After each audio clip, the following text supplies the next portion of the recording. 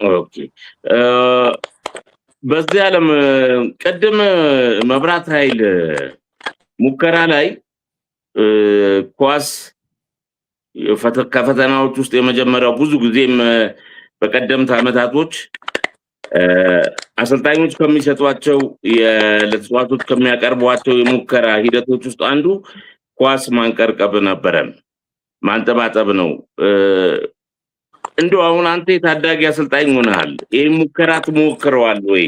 ምክንያቱም ብዙ ጊዜ ቴክኒሻን የሆኑ ኳስ የሚችሉ ተጫዋቾች ኳሱ አይወድቅባቸውም፣ እንደውም ደክሟቸው ካላቆሙት በስተቀር ማለት ነው።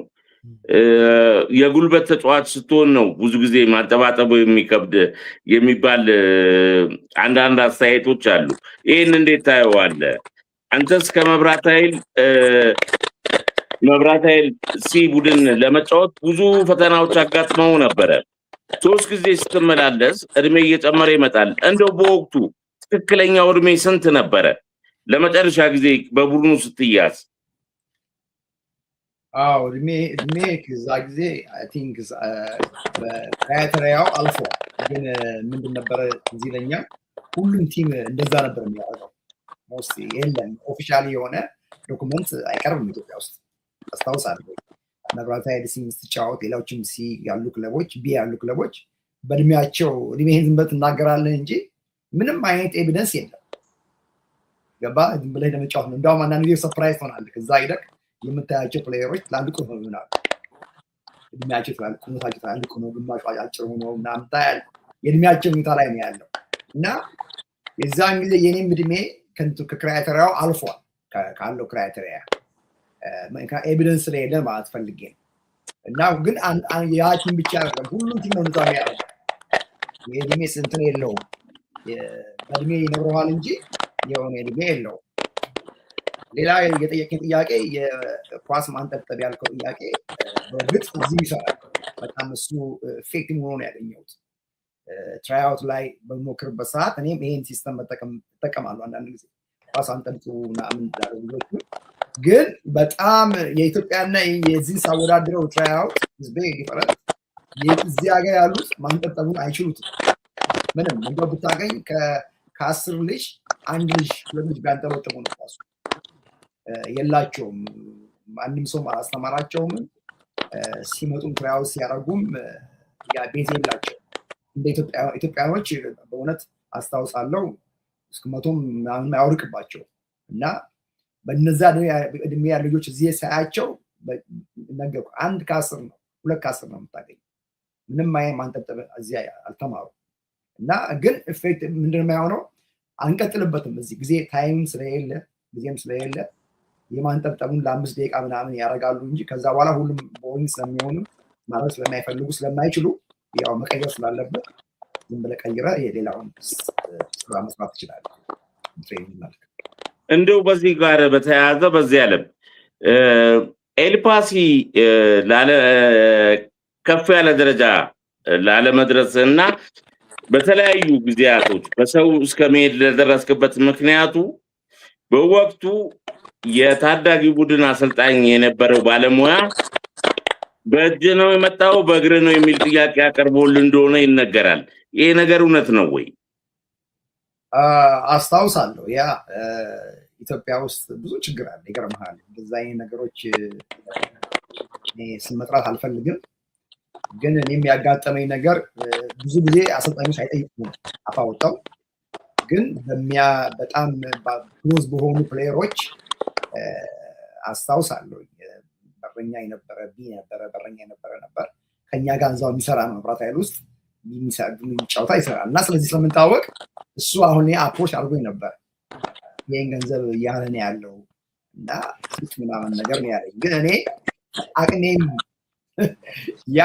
ያ ትንሽ ገንዘብ ነው፣ በጣም ብዙ ገንዘብ አይደለም፣ ግን አቅሙ የለኝም።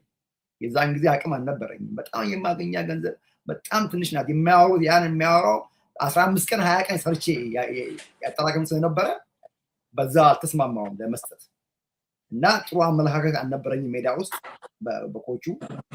ግን እኔ በሰው በአለቃው በአለቆቻቸው በዛ ሄጄ ነው ያንን ምድል አግኝቼ የገባሁት እንደው በወቅቱ የተጠየቀው ገንዘብ ምን ያህል ነበረ? ኧረ በጣም ትንሽ ነው። በዛን ጊዜ 20 ኢትዮጵያ ብር ምናምን እንደዚህ የሚጠይቁት ይገርምሃል እኮ በጣም ለነገሩ ትልቅ ብር ነው። ትልቅ ብር ነው። የዛሬ ማውራ 29 30 ዓመት ይሄን ያህል ገንዘብ በጣም አይገኝማ። ያን ያህል ገንዘብ ልታገኝ አችልም። እና እኔ ሰው ማማቴም ሳይሆን ብዙ ፕሮብሌም አለ ኢትዮጵያ ውስጥ የነበረ ጊዜ ቲሞች ውስጥ እንደዛ አይነት ነገር አለ፣ በብዛት አለ እንደዛ አይነት ነገር። ግን ኮች አፍ አውጥተው ገንዘብ አይጠይቁም፣ ግን በሰዎች ነው የሚጠይቁ፣ በሰዎች በፕሌየሮች። እና እንደዛ ላይ ያጋጠመኝ እኔ በዛም አልገባውም፣ ግን ከኔ የተሻሉ ልጆች መጠው ስለነበረ ፋሚሊዎቻቸው አስታውሳለሁ፣ ጋራጅ የነበራቸው ሰዎች ምናምን ልጆች ናቸው። ስለዚህ የኔ ቦታዬን ማስረከብ ስለነበረብኝ ቦታዬን ያው የኔ ቦታ ወሰዱ እነሱ፣ እኔን ደግሞ እንደ ቅነሳ አደረኩ ማለት ነው። እሺ እንመለሳለን። እንግዲህ አስፈጅ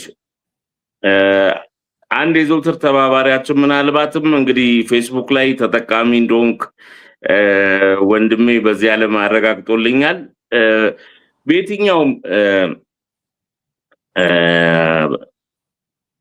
በየትኛውም አሁን ባመጡት አፕሊኬሽኖች ስለ ስፖርት ሲነሳ አንድ የማይጠፋ የስፖርት አፍቃሪ አለ።